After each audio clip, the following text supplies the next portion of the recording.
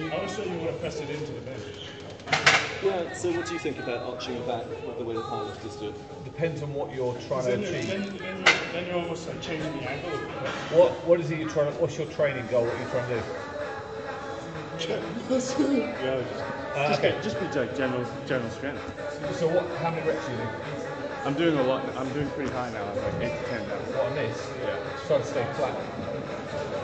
If you're training like 8 to 10, then it's like the whole idea is just building muscle. So there's no problem with doing that. But if you are trying to get strength, then like the distance is quite quick, so that's why I'm trying to arch out.